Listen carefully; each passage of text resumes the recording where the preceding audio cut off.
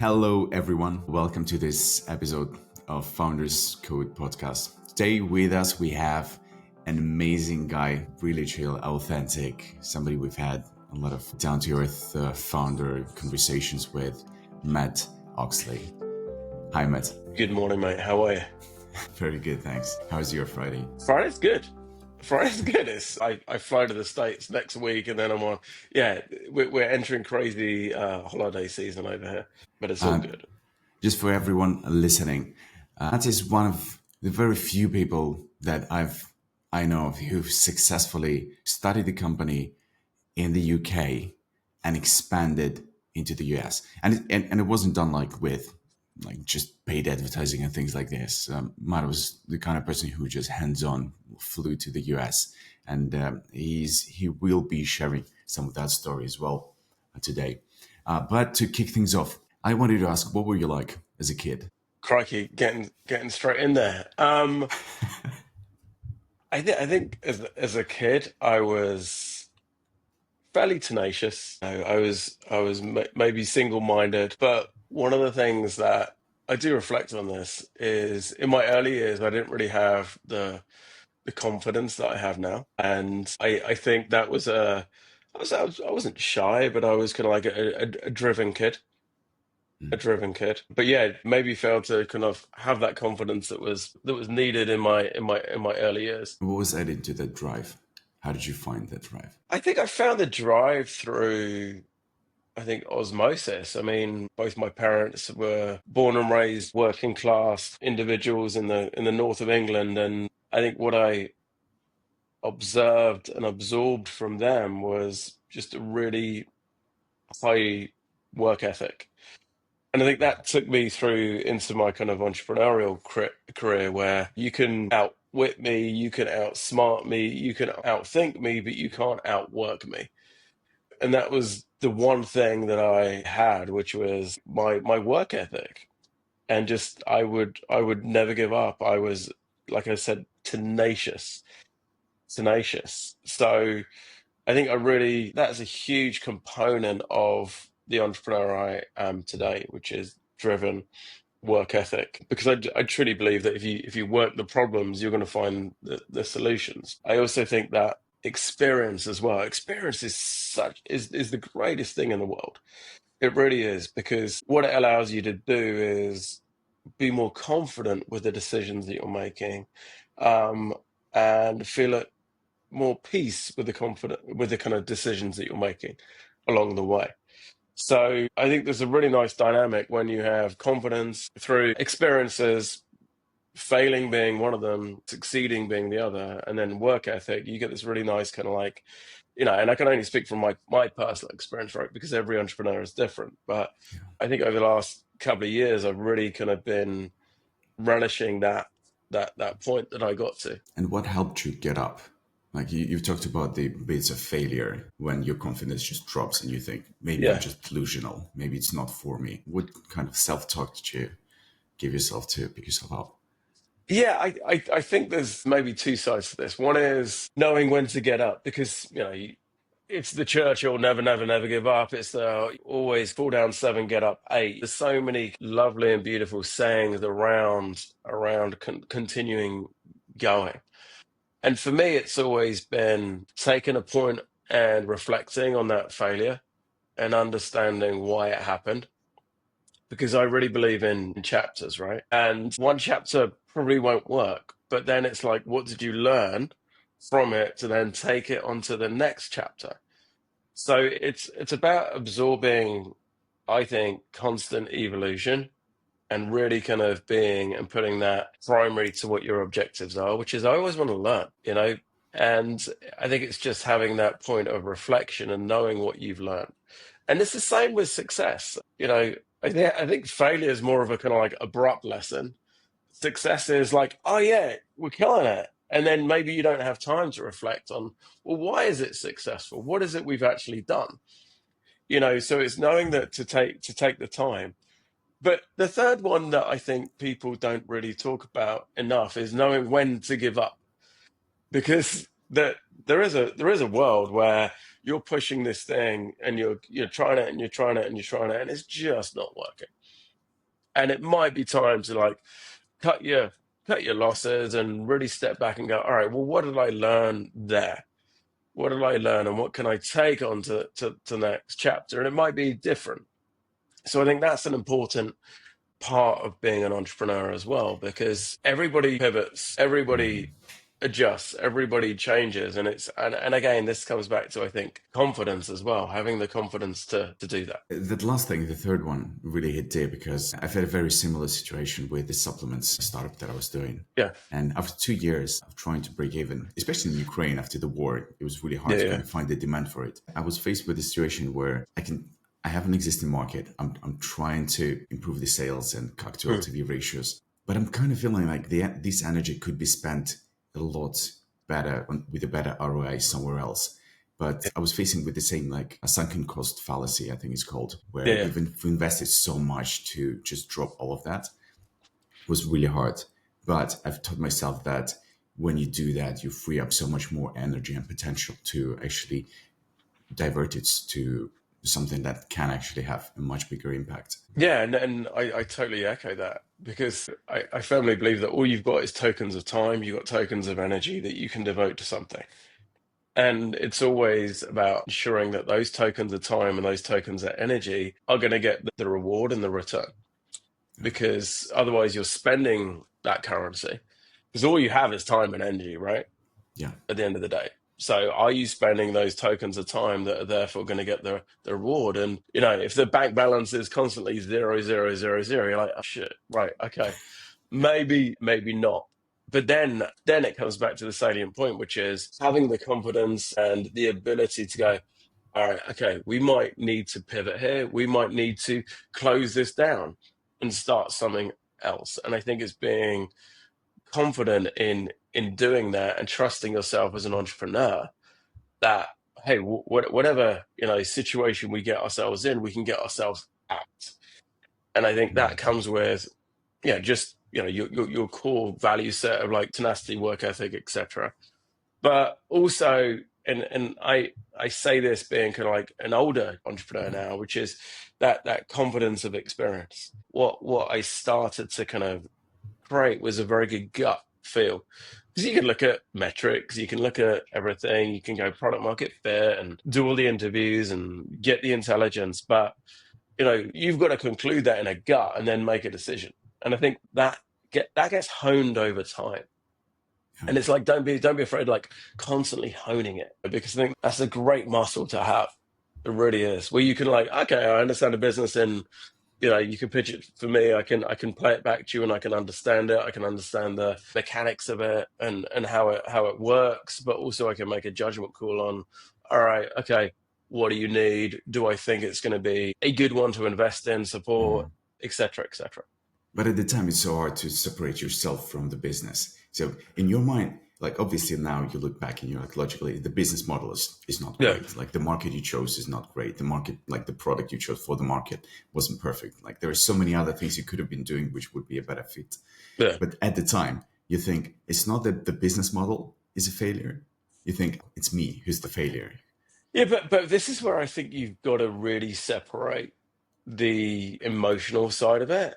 And it's so hard. It's like really easy to sit in front of you and just Yeah. go, "Oh, you got to separate them." But once you take the emotional side out of it, you can then just callously look at this business and critically look at the business and go, all right, we've done it for 18 months. We've had X amount of return, right? Our engagement rates are X. You'll be able to look at it subjectively and critically, rather than go, oh, I've put X amount of money in, or I've told X, Y, like all of my network knows about it. Am I going to be a failure if I turn it down or adjust it? Because you've always got to be looking at things. You've always got to take the emotion out of it, because then I think you're not going to be making clinical decisions, because you're always going to be have the emotional baggage on your Yeah. shoulders. And it's such an easy thing to say, but such a hard thing to do. So I just want to kind of like stipulate that this isn't like kind of like, oh yeah, hey, lose the emotion out of it. It's like, well, that's really hard, dude, when I put 14 years of my life or whatever it is into this, every dollar that I've invested is in this business. And then you're sat there, telling me to take the emotion out of it. I totally get it. It's a harder, rather, it's an easy thing to say, hard thing to do. And if we go back to your kind of early days, were there any people, public figures, teachers, family members who were an inspiration, like, or an idol for you? Kind of Well, yeah, I growing mean, up. I go back to my parents because it's like it's a work ethic. That's something that I'm really grateful that I received from them. And I think with that comes the tenacity, which allowed me to really kind of create the drive that I have and I continue to have. And back when I was growing up, it wasn't, an entrepreneur really wasn't a thing. It was a case. I'm not from like medieval times. Don't get me wrong. It's not as if I was like best mates with King Arthur, but it wasn't a, oh yeah, do you want to be an entrepreneur? It was that people owned small businesses. So for me, it wasn't like this, rite of passage and, oh, I want to be that. To me, what happened was I was really bad at school, like really bad at school. And I was dyslexic, and that wasn't diagnosed till later on. And what ultimately happened was that I failed my exams. I wasn't allowed to continue at the school that I was at. I applied to this college, and I got in on the premise that I had to retake my English literature. So I had to do that at night school as well. So every Wednesday, my mum used to drive me to night school to allow me to continue my education. And it wasn't until I went to college where I did a diploma, a BTEC diploma in business and finance, that the penny dropped for me because I was like, I'm learning about triangles. How the hell are triangles going to help me in normal life? I didn't get that correlation. I couldn't make that leap from what I was learning at school into everyday life. And it wasn't until I went to college and I did my BTEC where I was like, and it was in business and finance, and it was like, all right, here's profit and loss. So I get why we're doing maths now. Here's the business plan. Oh, and marketing. It's like, oh, I get why English is important. So it wasn't until that I was presented with how businesses run and the mechanics of it that I was able to connect those dots and go, okay, right, let's use those to my advantage. And that was when like the penny dropped for me, and I think the world changed for me a little bit, where I was absolutely just devoted and besotted by understanding about businesses. And that was at college when I was 16 to 17 years old, where it started, and then it progressed and I went to uni and continued it. And I scraped along. I was Yeah. never kind of like a star student or whatever, but I got my degree, and that was to me that where education really helped me, because it gave me the foundations for understanding business, and I'll always be grateful for that. And here you've touched two really interesting topics because I can really relate with the educational side. I've had a good fortune with my parents being able to send me to the UK when I was 15. I Mm, also went through the A levels and then got into, I finished my A levels. And at that point, I wasn't sure, like, why am I doing all yeah, of this? Why am I studying all yeah, this, like physics, chemistry? Because my parents told me to, like, oh, this is the direction you yeah, should go to. And then remember the day when I've completely flunked my A levels. And I've had like offers from LSE, from Oxford. I was like, ooh, look at me oh with so wow, many offers. But then I yeah, flunked all of them. And I had to go through the clearing to York. And that really like humbled me. And yeah, only until the third year, I've realized IT, like system, future, technology, that's what drives me. Only then yeah, I kind of understood, okay, that's what I want to study. That this is the information that's going to be useful to me. And then I went into like my masters and business and IT. That's where I really shined. And at the moment, what we see with the educational system, it's kind of changing towards, we have ChatGPT, which kind of holds all of the like information and knowledge. So basically, you can first choose what you want to do, mm, and then depending on at every step of the way, if you want to learn something, there you go. You just type in the prompt, and that really sticks in your mind because you need that information. yeah. And it's not just like random information somebody gave you, like triangles. Here's a Pythagorean theorem. Just memorize it. Yeah, totally. And I think I've got nephews that are actually going through this kind of space at the moment. They're just finishing their GCSEs, and it's like, well, what do you want to do? And it's like, I don't know. And I'm like, the world is your oyster. And I think, to your point, it was very functional employment roles you were going into. It was like, you want to go and be a lawyer, right? You want to be go and be an X, a Y, a Z, right? Yeah, But now it's like you can literally, through technology, advance yourself, start anything. So my point being is, I just think it's such a ripe world for an entrepreneur at the moment, because what you're doing is, in my day, and again, like I'm not medieval, but I'm kind of like generational behind that. Is like, from to get nothing into something, like, used to take ages and a lot of people, and it was quite a kind of lift. But nowadays, you can get nothing into something yeah. so quickly with Distribution the platforms out there for yeah, free. totally. You can get a kind of like first rev of a product in market without having to pay anybody anything. You could do that in days, where it used to take months, if not years, before. So I really do believe that we're at the kind of the golden age of entrepreneurship, and I really encourage anybody in education to actually think about it as an opportunity, and also as a pastime, as a kind of career path, because I think now it's extremely easy and accessible, where before it wasn't. It was like, oh, you're an entrepreneur, but now it's like, you're an entrepreneur. It's a very different kind of like, but subtle difference. I think that all happened in around 2006, 2008 when we had Mark Zuckerberg create Facebook, and that whole just popularized the whole of the industry. And that's the moment where I was just graduating and everything. So for me, Because it what was, yeah, because what you need is, you need proof points that, right, this is possible.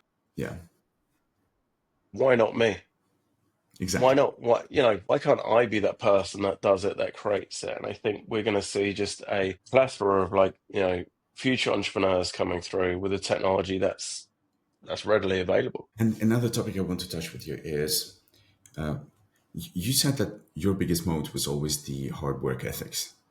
And I can relate to that. I was always just like work hard, work in your evenings Yeah. time, like 5 till 12. You still have time to do like an extra bit of work.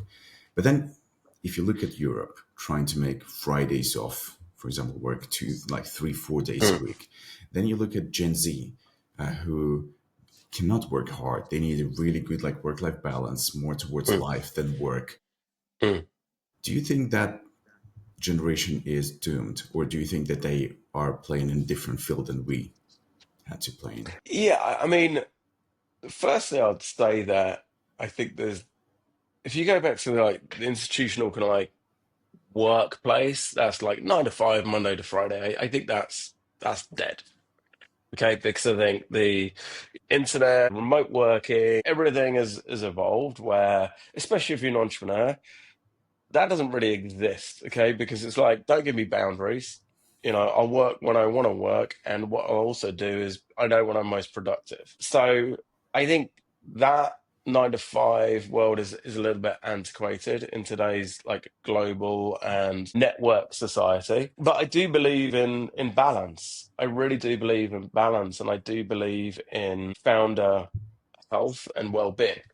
And I think this is one of the things that everybody has to be on the lookout for, is, it's burnout, quite honestly. It's not, and what burnout to me is you're putting too many eggs in one basket at one particular time, and you're going at it for too long, and you're not getting that release and that balance from the other sides of your life. Yeah, So I really might, and again, this is just a personal point of view and perspective, where you've got to get the balance right. And it's not a work life balance, because my work is my life. So I find that kind of old kind of statement very, very hard. I think it's a balance between, my mental kind of well-being, my kind of physical, which is, am I working out? Spiritual, is it like, am I kind of balanced? Am I connecting with people that I should? And then I think there's the professional element to it as well, which is, am I motivated? Am I driven? Am I inspired? I think it's not work-life balance. It's more of this kind of like circle of those kind of four components that you've constantly just got to be making sure you get near to the bullseye as you possibly can. So I think it really, and I spent a long, long, long time working on myself to understand those little snippets of the circle. And how do I work at those every single day? How do I create that balance? How do I pin that bullseye moment? And that's what I'm on a kind of daily quest to do that, because I don't think it's a given thing and I don't think it's an easy thing. But what one has to show, in my humble opinion, is a desire to get there. Mm. And then I think what you do is you therefore will create a natural balance in your life. And I think you will therefore be a better person in totality. And again, this is just like Matt's woo-woo kind of like thinking. But that's the conclusion that I've certainly come to. Because I used to think a lot about acceleration, because we can go throughout life with certain speed, for example, 5 kilometers an hour.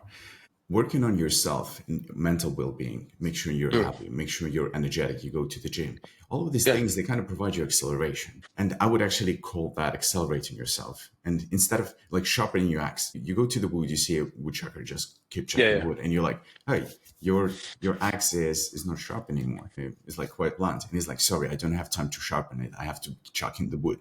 yeah, yeah, And it's all about just sharpening your axe and preparing yourself to run, to sprint, and being okay, feeling yourself well while sprinting, instead of yeah, like getting the burnout, like seeing those triggers early and actually working on them to put yourself in the best position to be sprinting for a long time. And that's good for your family, good for your company, because yeah. everything else just revolves around that. Yeah, and also I think it's an element of ensuring that you know yourself, because I think there's so much garbage and clickbait out there about, hey, and on LinkedIn especially, it's like, this is what good entrepreneurs should do. This is what it's like. Just take the time to reflect on you and what you need, because that's clickbait. That's not real. It's like what's real is like you and what motivates you and what you need to kind of like remain balanced. And I like your kind of sharpening the axe, because and this comes back to the 9 to 5 mentality, where it's like, don't feel you should be chained to a desk. Some of the best ideas are out walking the dog, or just out outside and getting a fresh perspective. So I think that entrepreneurs sometimes feels like, oh, I'm not in front of my keyboard, and therefore I'm not productive. I'm like, well, at the cost of what? Because you're not using the kind of like the whole of your brain. It's like, get outside, just let yourself kind of think freely for a minute. And I would guess and bet that most of the kind of like solutions are there when you're just like stumbling into them. So yeah, I think that's also about like knowing oneself, because I think those of us with high work ethic and high drive, we look in the mirror and we assess ourselves just by looking in the mirror. It's like, all right, you did well today. All right, no, you weren't quite at it, because that to me is the only individual plus those close to me that could ever like really judge me. So it really is kind of important that you have that kind of fuller perspective, that you're really leaning in and you're kind of like understanding that not everything that is brilliant is going to come out from sitting in front of the keyboard. Jumping off this, do you think it's important for founders, especially because they have a lot of responsibility for a lot of people and for the company, for Mm. investors? Do you think it's important for them to add therapy sessions to their daily life? Because we could just be reflecting, journaling our everyday and kind of going through it one by one. Yeah. Or, or do you think like actually going to therapy and devoting that time every week would be like an essential part of being like a healthy, well-being wise?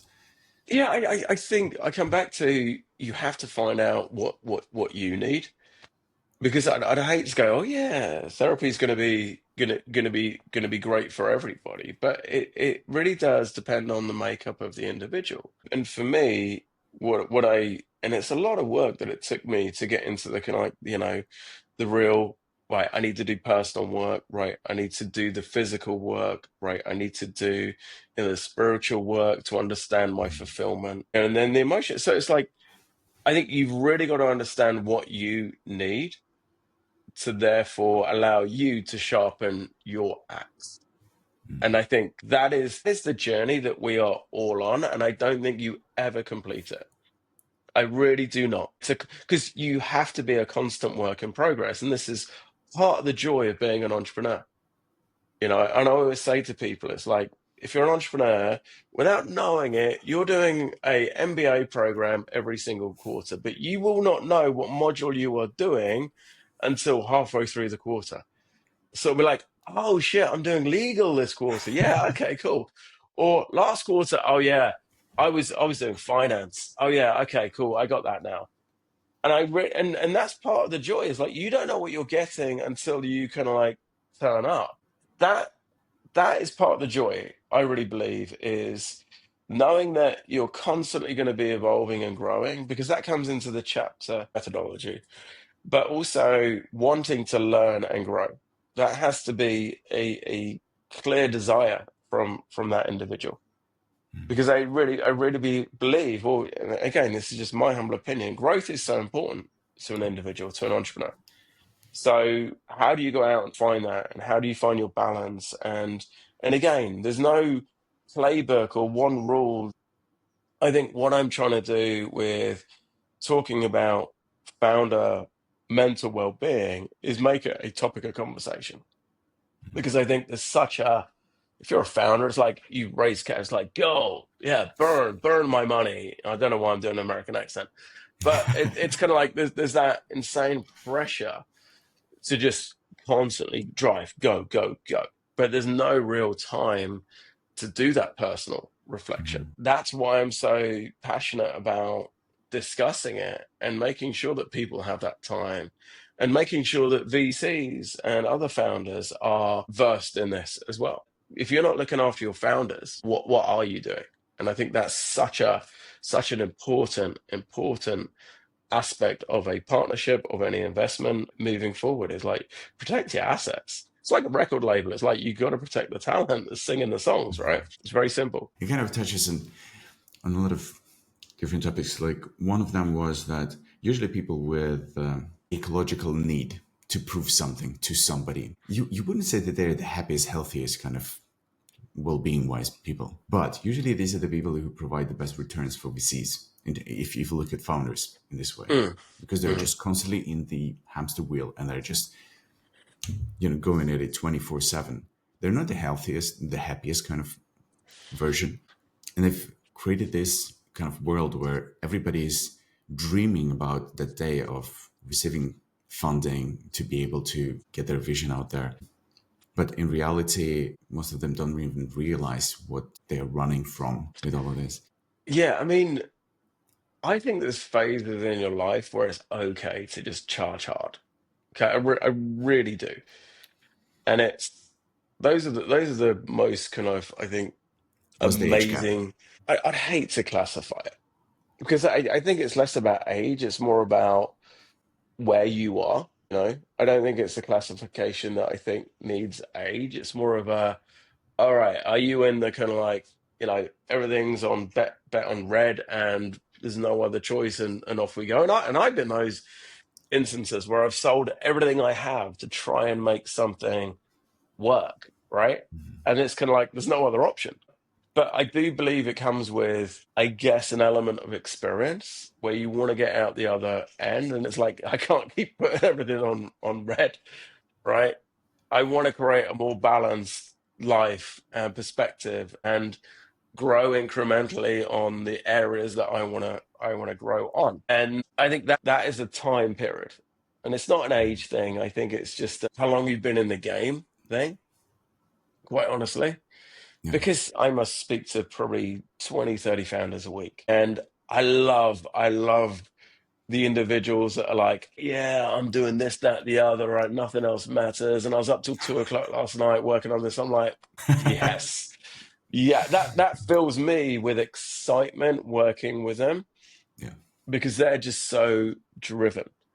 they're so driven on one particular thing, which is making their business successful. So I get huge amounts of energy for that. But that is honestly what it needs when you're at that certain point, right? You're raising capital, you've raised capital, and now you've got to put those funds to work and then prove the 10x return for X investor, So you're on that treadmill. And that is an incredible treadmill to be on because it's like, oh, wow, we're doing it. So look, I don't want to take away that, right, this whole well-being thing over here should not, you should embrace it at the particular time when I think it's most appropriate to you. Because I think founders, if I was going to some of the founders I work with today, I'm like, oh yeah, you should think about balance. And they're like, dude, I don't have time. And I'm like, yeah, okay, I got you. It's like, because it depends what chapter they're in. It's not because, but I know that they're going to get to a point where it's like, oh, I need to be more balanced, and I need to think about my mental health, and I need to think about my well-being, and I need to think about my relationships with everybody because I can't keep working 18 hours a day. So there'll be a point that everybody probably gets to that, I think, element of self-reflection. And here's the thing, I'm there, but wow, those chapters prior to that are just incredible. And yeah, you should be betting on yourself. You should be putting everything on the line. You should be building generational businesses, and it should occupy every kind of like, spare moment, brain cell that you have, because that's growth, and it's like you're learning through these chapters as well. And if you look at Matt, who hasn't had all of this experience when he was just starting his first ventures enterprises, could you go back to that? Maybe tell us a couple of stories and what you've learned about them. Yeah, I mean, so I guess I did my first entrepreneurial initiative when I was about 13. I had a paper round. Like in the UK, you had to be 13 to get a paper round. I'm like, cool, earning money. But what I realized was that, 11 and 12-year-olds couldn't have paper rounds. So I was like, oh, maybe there's an angle here. So basically, I signed up for more paper rounds. So basically, the village I lived in, I had every single paper round. And what I used to do is contract them out to the 11 and 12-year-olds, take a cut from what they were making, and I was probably the highest paid 13-year-old in the village. But I got found out and fired. But that was probably my first foray into, you know, the drive, and just like seeing the angle. That's kind of something that I've always done, is try to see the angle on everything and understand the business model. It's something geeky that I don't know, just happens in my brain. It's like I look at something, I'm like, oh, I wonder how that works. I wonder how that makes money, and that's interesting. So that was my first kind of foray into it, and I think that was just like, oh, okay, this is quite fun. This is, quite interesting. And then I guess my world is kind of like two parts. It's like before Opal, and then after we started Opal, right? So prior to 2011, I'd call myself like a scrappy entrepreneur.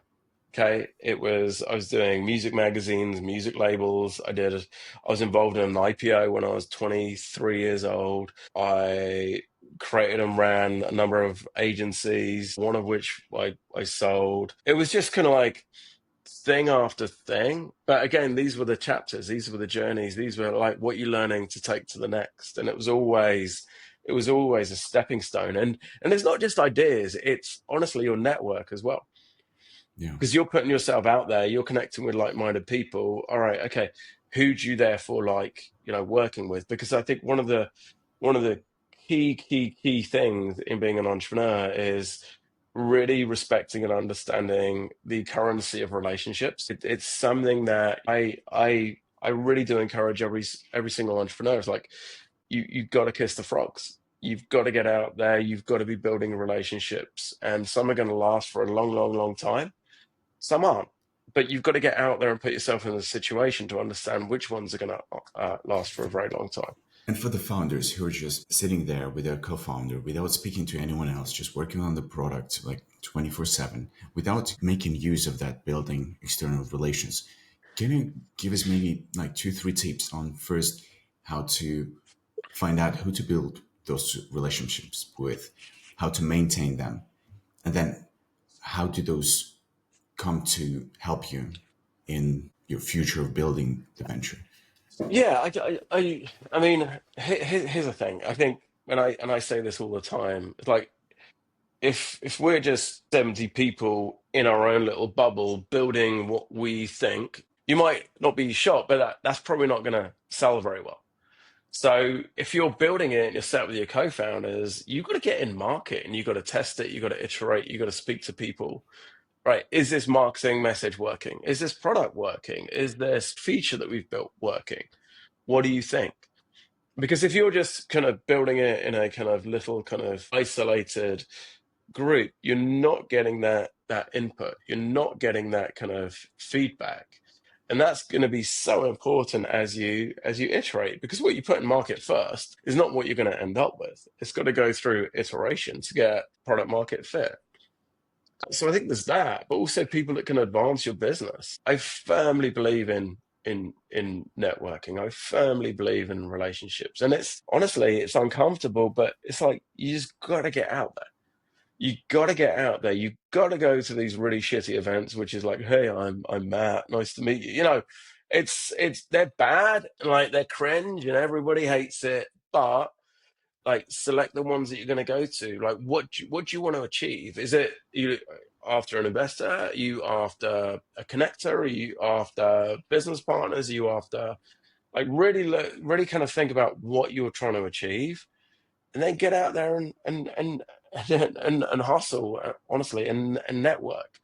And I know, and I say this, and it's like, I know it's hard, and I know it's awkward, and I know it's weird, and it's like, oh, but you kind of have to. You kind of have to. Because also, again, if you're trying to raise capital, it's like you're demonstrating the hustle to anybody that's going to put a dollar into your business. And that's the way that you build a network that will eventually work for you. I like that. So you're basically showing the people who you want to trust you that you're okay with going into cringe for the sake of success, or like, Well, I mean, but ultimately it comes down to is like, right, if we're talking about it from an investor standpoint, it's like, does this founder have the tenacity? Do they have the drive? Are they able to go and make it happen? And are they going to get out of their bubble and go and make it happen? Because, you know, you're against other founders that are going to do that. Okay. They are going to go and hustle and network and build those relationships. So, you know, you need to go and match that other founder that's going to go and do it. You've got to out hustle everyone. That's ultimately what it comes down to. and what would you advise for those people who are at those networking events and they're like, what should I do? Like, how do I make like first acquaintance? Because it's really hard to go through that Yeah. barrier. You see all these other people, you see Matt going out, hi, hi, and then just, being really engaging with people. How do you people allow for that shift in this? Because nothing bad's going to happen. Like you could just go up to every single person out there, just say, hi, Yeah. my name's Shamil. Yeah. Nothing bad is going to happen. Like nobody, like you won't suffer or anything. So why aren't we utilizing that? That's just such a simple, it seems like a simple shift. Yeah, but I think what we're very comfortable in is sharing things digitally. But I think one of the things that we haven't got back to yet is, you know, sharing things in the physical space. Right? It's still weird and awkward. So to answer your point, it's like I would go with intention. Like I'm going to this event on Thursday night. Why am I going? What what would success look like? And treat it like that. Treat it like a project. It's like, okay, right, I'm going in here, I'm going to spend physical, emotional, and time currencies. Right, what do I want to get out of it? Okay, I want to go and meet two VCs. Okay, cool. I want to go and connect with potential partners. Okay, I want to connect with a founder that has done this before that maybe I can bring on as an advisor. That that to me is the best place to do it, because then you go with an intention. and you're going to have like the varied conversations, and there's going to be like, oh, I met Brian. Brian's really interesting, and Deborah's really interesting, but did I achieve what I set out to do? And that's going to be different based on where you are as a business and what you need. But I think it's always good to go in and go, all right, okay, what is my intention, and did I achieve it? Because then you can look back and go, all right, because they are, if you're a founder, right, these are emotionally tolling because you're putting yourself out there, right? I'm outside my comfort zone maybe, and I've got to be this character. That takes its toll. But did I get, the rewards from doing that? And with you having been in the founder's seat and now being hands-on in the VC field, are you looking at founders differently? Are you looking at the way you were? Not really, because the core of it remains, which is good founder, good team, good idea, good business model, opportunity, right? Those are the kind of foundations of how you look at it. So it doesn't really change. I think what I do is I look at founders as to whether they have the ability to grow. Right, okay, your CEO, your founder, your X amount of people now. What would you be like if you're 120 people? What can you go on that growth curve to therefore go and be 120 people? Do you get altitude sickness at a certain point? So I do look at it in that way, whether I'm investing, advising, or whatever it might be. How do you probe for Um, that?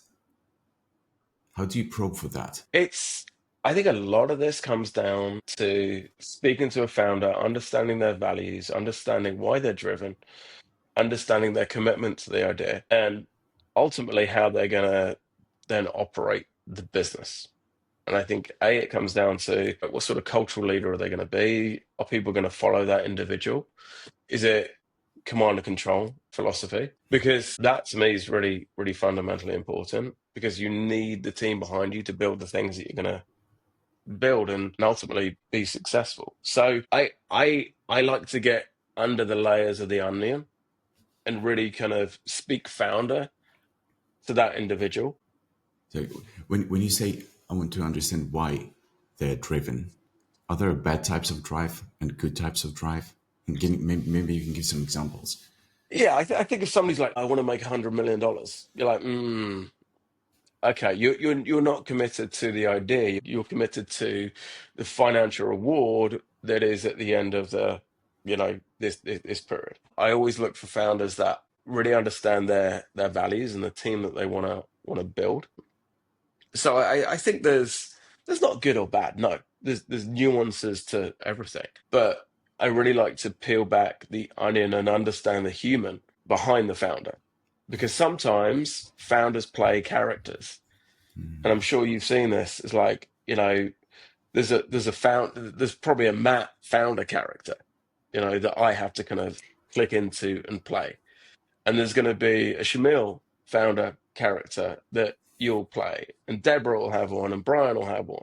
So it's kind of like, okay, how do you peel back those layers when it's like, okay, what are the insecurities that you have, right? And bringing that out, and I feel I'm in a very privileged situation to do that because I speak founder, and I failed a lot.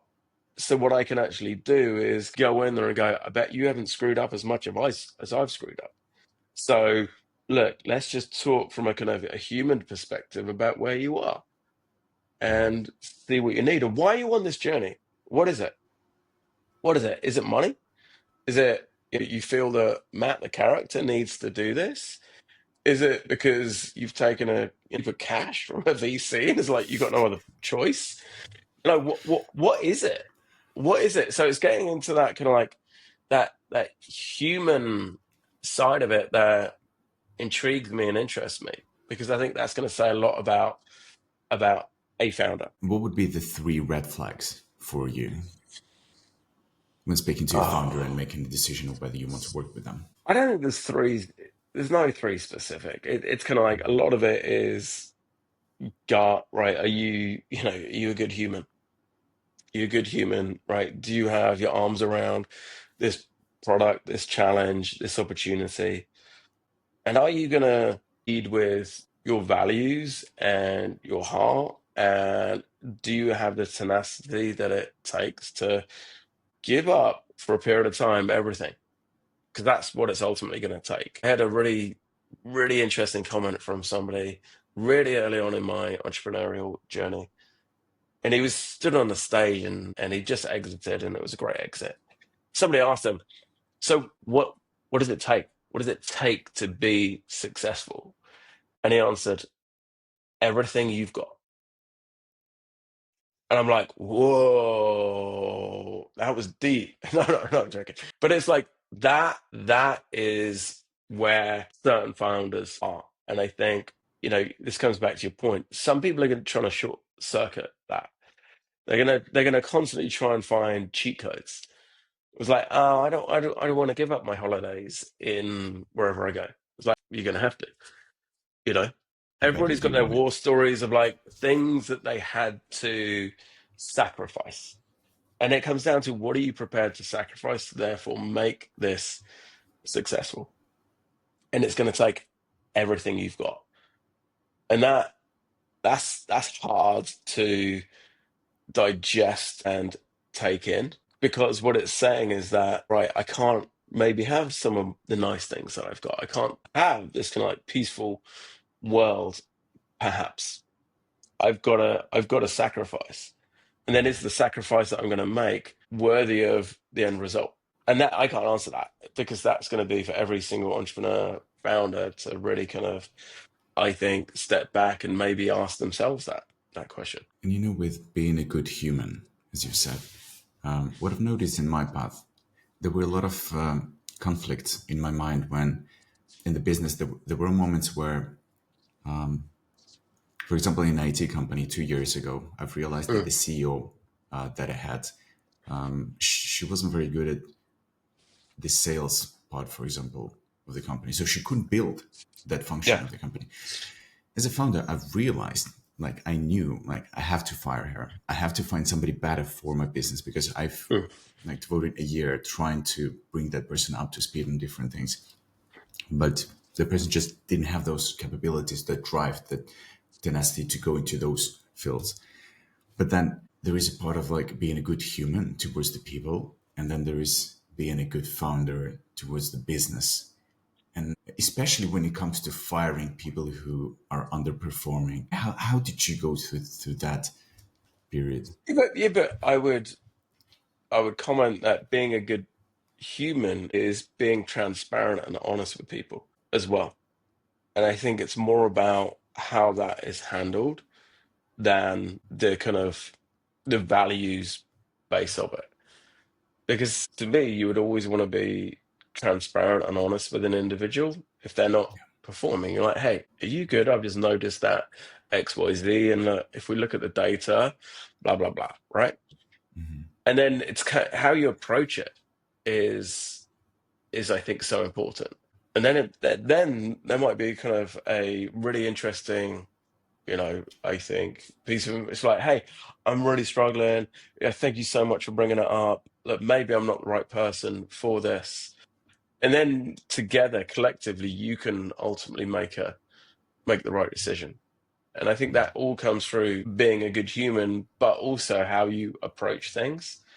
Because if it's like, hey, we've got to sit down and I don't think it's working, and you got to, it's like that's kind of like not being a good human, right? That's kind of like, hey, I've just taken an HR pill and I've got to follow with the course of what they tell me. But if it's like good humans, like, hey, dude, look, let's go grab a coffee. This is what I'm noticing. Are you good? Right? Anything I can do? Like, what does the next 6 months look like? Look, let's really kind of unpack this together. I got your back. Look, what do you think about it? So I think there's that's how I would approach it anyway. Could you talk a little bit about your current most exciting endeavor with helping startups get into US expansion? Yeah. So before I talked about 2011, maybe I can tell a little bit about Opal, my story to the US, and then currently kind of what I'm doing. So 2011 this is after agency life. I co-founded Opal with a couple of American colleagues that I met on a project at Nike, and we got angel money from the UK and the US. And over those 2 years from 2011 to 2013, it was evident that the future of the business was in America. That's where the talent was. That's where the brands were. That's where the people were. So 2013, it was a really kind of life-changing year for me because I sold absolutely everything I had and moved to the US. Luckily, my girlfriend at the time, who I dragged there, is now my wife, came with me. And we just went on this crazy 10-year journey. We raised capital with Madrona and Accel. We grew the company to hundreds of people. It was a remarkable journey of just, success and growth and scale and people and culture and talent and go-to-market fit and don't have go-to-market fit, product market fit, don't have, it was just this tapestry of learning. And it was chapters. It was like, all right, what are we learning this month? So it was an incredible journey. And then about 3 years ago, me and my wife made the decision to come back to the UK. We'd had 2 American kids over there. I joked that one morning they came down with American accents and we were like, whoa. But it was very much kind of all based in the fact we wanted to raise our kids with UK foundations. So we moved back around 2 years ago. And what I did is I found myself in this interesting world where what I was doing was starting to explore why more UK venture-backed companies were not going on the same kind of journey that I've been on. Why were they not going to the US? US is a land of opportunity. And, if you put a Tam Tam Som slide together and you got venture, that's the addressable market that you've got to go to. So it was really understanding what were the blockers. Why was this not happening more frequently? And I think there was a number of things. The first one being that not many people like me who'd been on that journey came back. Not idiots like me that they came back. They kind of like furthered their career in America. And I think the second fundamental was there was maybe an element of like lip service that was paid to US expansion because not many of the VCs really had operators working in them. So it was like, hey, here's 10 things you should do. There's nothing executable. There's nothing kind of like that, a framework that people could get their heads around. So that's really what we do today. I'm a partner in US Expansion Partners, and we help people go from the UK to the US. And we're very privileged where we work with a top echelon of founders who are building generational companies, and these are the ones that are motivated and inspired and see the opportunity going to the US. And it's all the way from tire manufacturing to nanotechnology to working on airplane wings, all the way through to the SaaS. So it's such an amazing kind of variation of businesses and founders. It's really inspiring.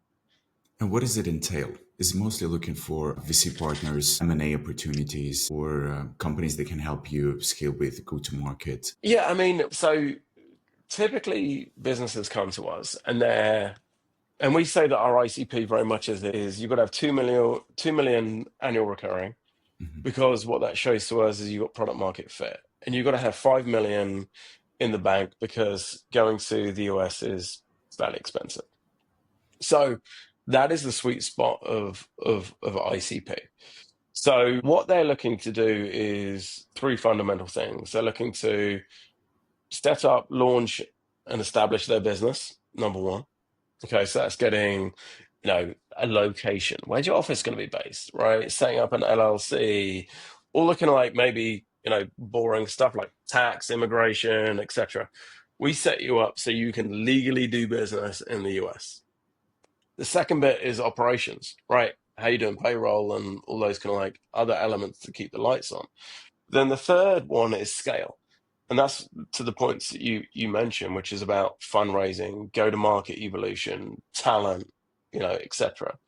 So we do the first 2, but the third one is the really interesting where, for example, we can help you with your whole go-to-market offering and really understand, right, okay, how many people? What will this take?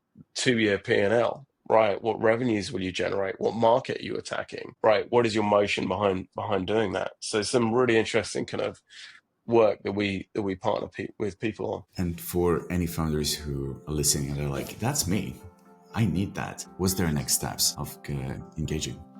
Hit me up. Let's talk. What's the best platform to reach you? Hit me up through LinkedIn. That's the best way. Okay. There are a lot of topics that I would additionally like to cover, and there are a lot of things that I was just stopping myself from, like, okay, we don't have that time to go deeper into those experiences this time. I know that you're short on time, especially right now. Yeah, mate. I think we can call it an episode